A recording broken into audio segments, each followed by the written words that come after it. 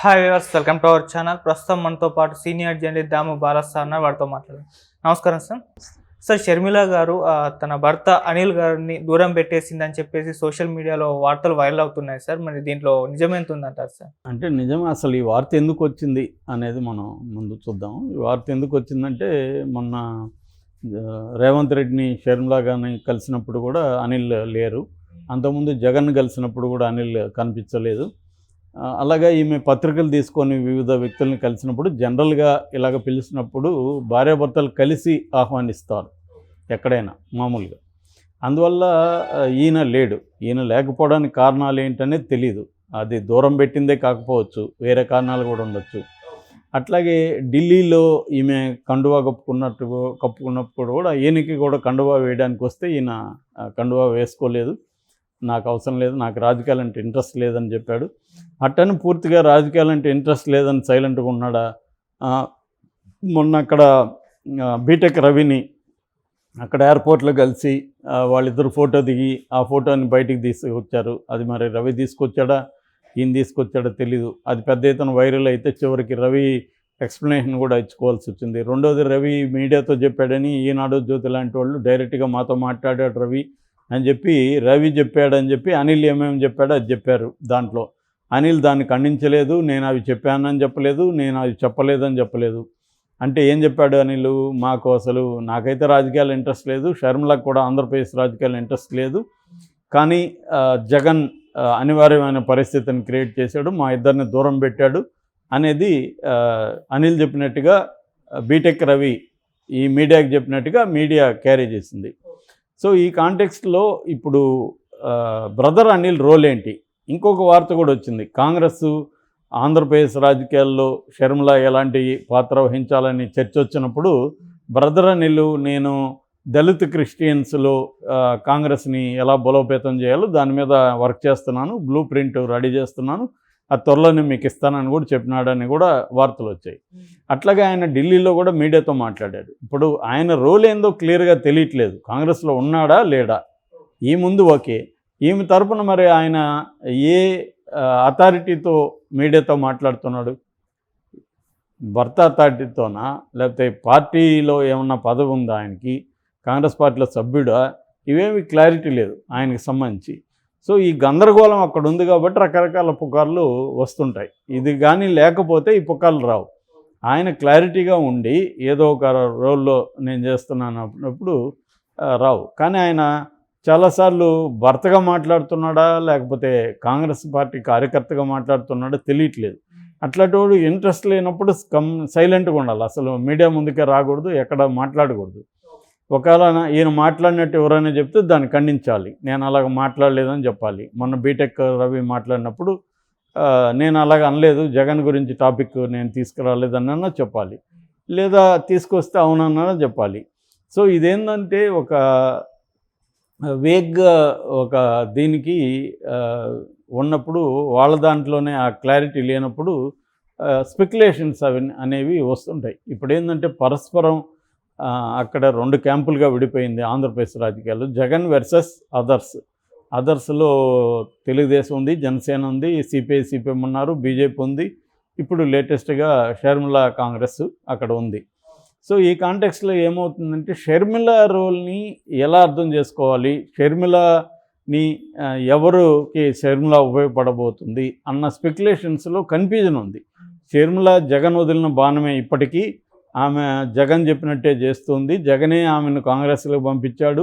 ఎందుకంటే ఈ జగన్కి వ్యతిరేకంగా ఉన్న, అంటే ప్రభుత్వ వ్యతిరేక ఓట్లు ఏవైతే ఉన్నాయో, యాంటీ ఇన్కంబెన్సీ, దాన్ని షర్మిల చీల్చడం కోసమే కాంగ్రెస్లోకి పంపించాడు అనేది ఒక పర్పస్. రెండో పర్పస్, పవన్ కళ్యాణ్ మీద ఫోకస్ పోకుండా దాన్ని డైవర్ట్ చేయడానికి షర్మిలను తీసుకొస్తే మొత్తం మీడియా అంతా కూడా, తెలుగుదేశం మీడియా కూడా జగన్కి వ్యతిరేకంగా షర్మిలని ప్రొజెక్ట్ చేయడానికి ట్రై చేస్తారు. అప్పుడు పవన్ కళ్యాణ్ మీద ఫోకస్ తగ్గుతుంది. అందుకనే గత 20-30 రోజుల నుంచి తెలుగుదేశాన్ని సపోర్ట్ చేసే మీడియా కూడా పవన్ కళ్యాణ్ ఎక్కడ ఫోకస్ చేయట్లేదు. నిజానికి పవన్ కళ్యాణ్ నియోజకవర్గాల వారీగా రకరకాల కమిటీలతో మాట్లాడుతున్నాడు, జనసేనకు సంబంధించిన యాక్టివిటీస్ ఆయన చేస్తున్నాడు. కానీ మీడియాలో అది ముఖ్యంగా తెలుగుదేశం మీడియాలో హైలైట్ కావట్లేదు. ఎంతసేపు వాళ్ళు షర్మిలానే హైలైట్ చేస్తున్నారు. సో ఇది జగన్ ప్లానే. అంటే జగన్ ఈ 4.5 ఏళ్లలో డైవర్షన్ పాలిటిక్స్లో ఆరితేరిపోయాడు. ఎక్కడ తను ఎటువంటి ఫోకస్ డైవర్ట్ చేయాలో అటు చేసుకుంటూ వెళ్తున్నాడు. సో అనేది ఒక వెర్షన్ అనమాట. సో దానికి భిన్నంగా మాట్లాడేవాళ్ళు ఏంటంటే, ఆమె ఒకవేళ ఆమెకి ఏ ఓట్లు పడతాయి, జగన్కి ఏ సామాజిక వర్గాలు ఉన్నాయో ఆ సామాజిక వర్గాలే ఓటు బ్యాంకే షర్మిలకు కూడా ఉంటుంది. వేరేది కొత్తదేమి ఉండదు. కాబట్టి ఈమెకి ఏమన్నా చీలిస్తే జగన్ ఓట్లు చీలుస్తుంది, కానీ జగన్ వ్యతిరేక ఓట్లు ఎలా చీలుస్తుంది? అందువల్ల ఈమె రాజకీయాల్లో ఉండడం, ఆంధ్రప్రదేశ్ రాజకీయాల్లో నిలబడడం వల్ల జగన్కి నష్టమే కానీ జగన్కి లాభం లేదు. కాబట్టి జగన్ ఎందుకు ఆమెను తీసుకొస్తాడు? ఇది చంద్రబాబు ప్లానే. చంద్రబాబుకి ఆమె వల్ల లాభం ఉంది. ఎందుకంటే ఒకటేమో జగన్ సామాజిక వర్గాలు అంటే దళిత క్రిస్టియన్లు కావచ్చు, మైనారిటీలు కావచ్చు, ఎస్సీ ఎస్టీ కావచ్చు, ఈ ఓట్లంతా కూడా ఆమె చేల్చగలదు. రెండోది వైఎస్ఆర్ అభిమానులు ఎవరన్నా ఉంటే దాంట్లో కొంత భాగం ఆమె చేల్చగలదు. రెండవది జగన్ సొంత కుటుంబానికే న్యాయం చేయలేదు, సొంత చెల్లెల్ని దూరం పెట్టాడు, సొంత అమ్మను చెల్లెల్ని దూరం పెట్టేశాడు. అసలు షర్మిల ప్రాణాలకు కూడా ప్రమాదం ఉంది జగన్ వల్ల అని కూడా వైరల్ చేస్తున్నారు వార్తల్ని. సో ఇట్లాంటి ఒక నెరేటివ్ని జనంలోకి తీసుకెళ్లడం వల్ల జగన్ క్యాంటీగా ఒక నెరేటివ్ని జనంలో ఒక అభిప్రాయాన్ని బిల్డప్ చేయొచ్చు. అంటే జగన్ అనేవాడు ఒక సైకో, అతను సొంత చెల్లెల్ని చూడండి ఎట్లా బాధ పెడుతున్నాడు, ఆమె ఇతను జైల్లో ఉన్నప్పుడు పార్టీ నిలబెట్టింది, పాదయాత్రలు చేసింది, జగన్ వదిలిన బాణం అని వెళ్ళింది. అలాంటి ఆమెకు అతను ఏ రకంగా రాజకీయంగా ఆమెకు ప్రామినెన్స్ ఇవ్వలేదు. వైఎస్ఆర్ లెగసీ అనేది జగన్కి ఎంత ఉంటుందో ఆమె కూతురుగా ఆమెకు కూడా ఉంటుంది కదా అనే వెర్షన్ని వీళ్ళు తీసుకెళ్తున్నారు. వైఎస్ఆర్సీపీ వాళ్ళేమో ప్రజల కుటుంబం అన్నప్పుడు జగన్ ప్రజల్ని ఎంచుకుంటాడు కానీ కుటుంబాన్ని కాదు. సో కుటుంబంలో అందరికీ ఇవ్వాలనేది ఏమన్నా రూల్ ఉందా? అలాగే ఇవ్వడం అనేది ఒక రకంగా జగన్ ఏ ప్రతిజ్ఞ అయితే చేశాడో దాన్ని స్వార్నింగ్ అంటారు కదా, ఆయన పదవి తీసుకునేటప్పుడు అంటే నేను పక్షపాతానికి లోనవును, కుటుంబ దీనికి ఇదవును, ఇవన్నీ చెప్పాడు. అంటే అర్థం ఏంటంటే కుటుంబ సభ్యులకి పదవులు ఇవన్నీ ఇవ్వడం కరెక్ట్ కాదని జగన్ భావిస్తున్నాడు అనేది వాళ్ళు చెప్తున్నారు. దానికి కౌంటర్గా మరీ కామెడీ చేయకంటారు బాబు, మీ ఫ్యామిలీ అంతా రాజకీయాల్లోనే కూడా సుబ్బారెడ్డి ఎవరు, అవినాష్ రెడ్డి ఎవరు, వీళ్ళందరూ రాజకీయాల్లోనే ఉన్నారు. సో వాళ్ళకంత పదవులు ఇవ్వలేదా? మొన్నటి వరకు వివేకానంద రెడ్డికి పదవి లేదా? సో ఇప్పుడు వచ్చేమో ఇది కథలు చెప్తున్నారు. షర్మిల విషయానికి వచ్చేసరికి ఆమె అవసరమైనప్పుడేమో ఆమెను వాడుకున్నారు మీరు. ఇవన్నీ రకరకాలుగా ఇవి వస్తున్నాయన్నమాట. ఈ నేపథ్యంలో బ్రదర్ అనిల్ జగన్తో కుమ్మక్కయ్యాడని ఒక వార్త ఈ మధ్య వైరల్ అవుతుంది. అంటే రకరకాల కన్ఫ్యూజన్ క్రియేట్ చేయడానికి రకరకాల వర్గాలు ట్రై చేస్తున్నాయి. క్లియర్గా అయితే మనకు అర్థం చేసుకోవాల్సింది 2 రకాల నెరేటివ్స్ షర్మిల గురించి మెయిన్గా రాబోతున్నాయి.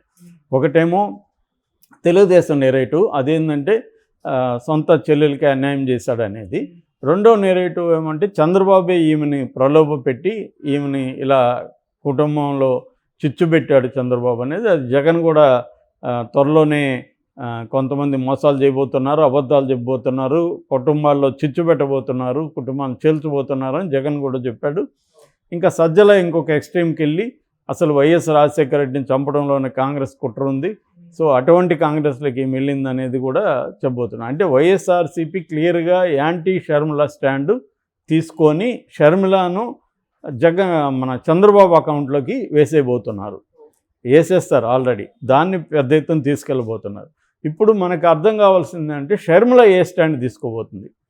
అంటే చంద్రబాబు చెప్తున్నట్టుగా నాకు అన్యాయం చేశాడు మా అన్న, నా సొంత చెల్లెలకే అన్యాయం చేశాడు మా అన్న, నాకు ఆస్తులు రావాలని ఆస్తులు ఇవ్వలేదు, నాకు పొలిటికల్గా యాస్పిరేషన్స్ని తొక్కేశాడు, అందుకే నాకు వేరే మార్గం లేక నేను కాంగ్రెస్లోకి రావాల్సి వచ్చింది, నన్ను తెలంగాణలో పార్టీ పెడతానంటే కూడా నన్ను వద్దని వారించాడు, సో ఏ రకంగానూ నన్ను రాజకీయంగా ఎదగనీయకుండా చేశాడు, నా ఆకాంక్షల్ని తొక్కేశాడు అనేది ప్రధానంగా ఆమె తీసుకుంటే అప్పుడు జగన్కి కూడా ఇబ్బంది అవుతుంది. అప్పుడు తెలుగుదేశానికి ఆమె ఆయుధంగా పనికొచ్చే అవకాశం ఉంది.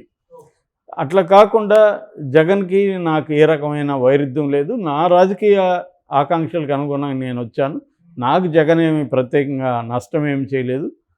నాకు జగన్ చేయాల్సిన అవసరం కూడా లేదు. నేను కూడా ఇండిపెండెంట్గా నాకు కూడా చేయగలిగిన సామర్థ్యాలు ఉన్నాయి. కాబట్టి నా రాజకీయ భవిష్యత్తు నేను చూసుకున్నాను. నాకు జగన్కి దీనికి సంబంధం లేదనే వాదన ఆమె తీసుకురావచ్చు. అప్పుడు కొంత జగన్కి ఊరట ఉంటుంది. అంటే జగన్ ఏమీ చేయలేదు అని ఆమె స్వయంగా చెప్తుంది అనేది రావచ్చు. ఏదేమైనా కొంత ఎంబరాసింగ్ సిచ్యువేషనే అందరికీ. మరి ఏం జరగబోతుంది అనేది చూడాలి మనం.